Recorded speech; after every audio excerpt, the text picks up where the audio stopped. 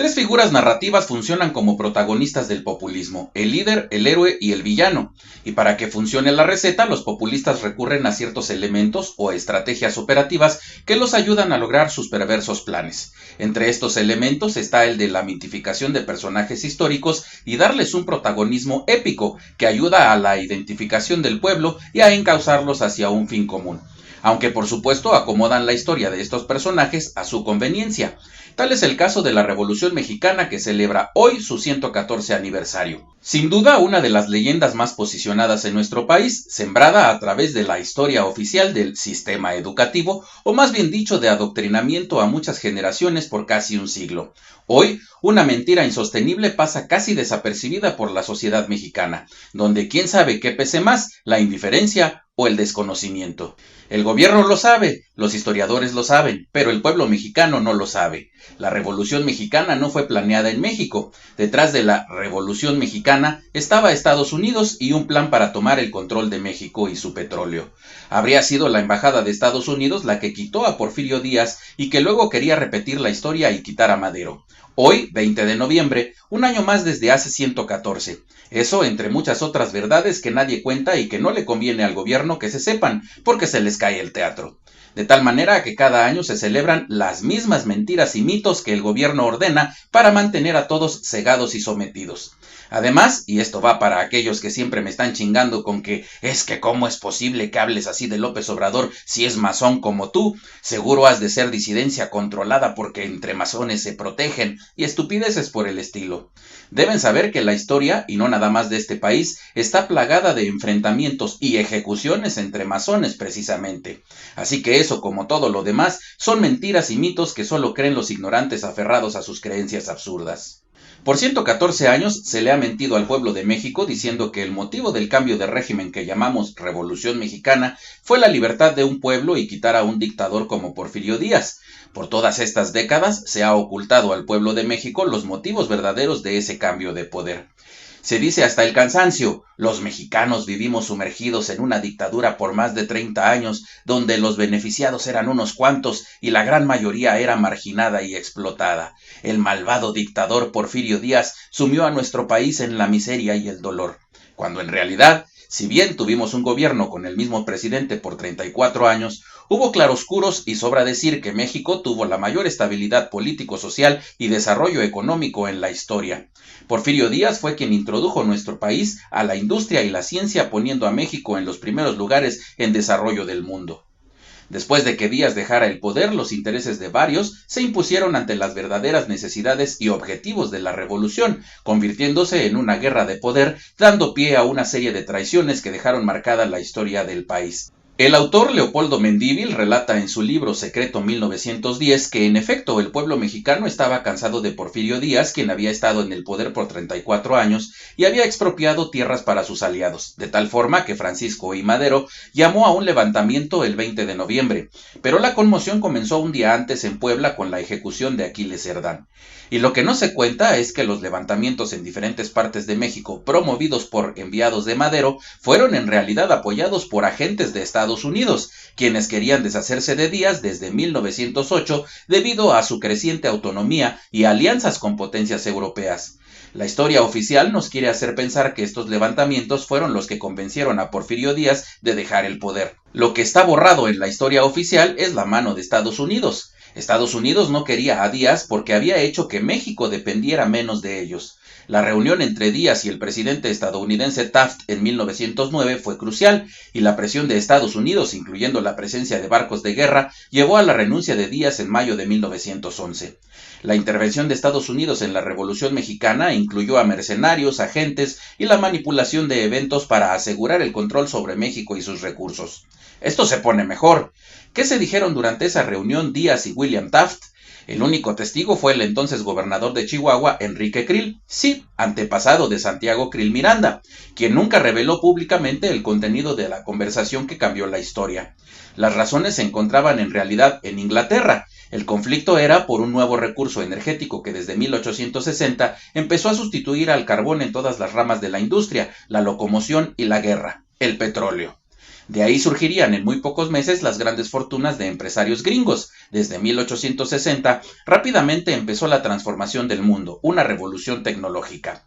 Países enteros comenzaron a transformar sus plantas industriales que trabajaban con carbón para que ahora trabajaran con el nuevo material cuya refinación era ahora el monopolio de Rockefeller. El fondo de este tema fue el pacto que hizo Porfirio Díaz con Inglaterra. Eso fue lo que desencadenó la furia de Estados Unidos. La negociación la hizo un hombre británico llamado Whitman Pearson, quien logró que Porfirio Díaz al frente de México estuviera alineado con Inglaterra, el viejo enemigo de los yanquis. Hoy todo el mundo cree que los ingleses y los gringos fueron super brothers desde siempre, olvidando que en 1814 los ingleses invadieron a Estados Unidos y quemaron la Casa Blanca.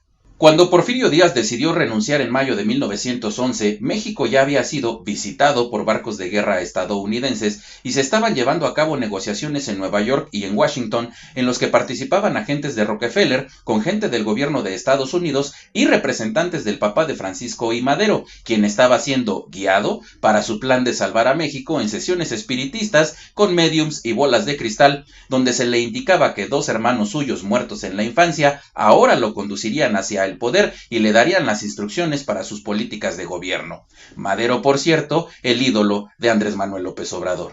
Según informes propios de Estados Unidos, su hermano, Gustavo Madero, recibió $685,000 por parte de la petrolera Water Spears y $100,000 de Standard Oil de Rockefeller como apoyos para el armamento de la revolución.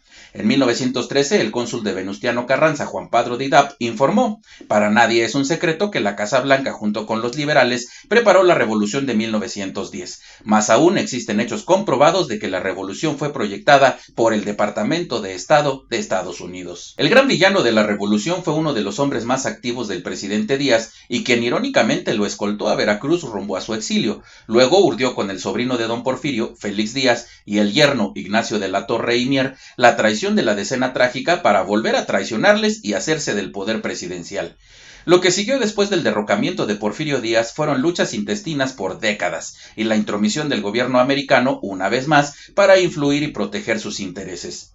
Se podría decir que fue hasta la institucionalización del partido gobernante, el PRM, luego PNR y luego PRI, cuando volvió el crecimiento económico, pero también el ejercicio autoritario del poder, que cometió atrocidades como la represión a pueblos indígenas, a estudiantes y trabajadores.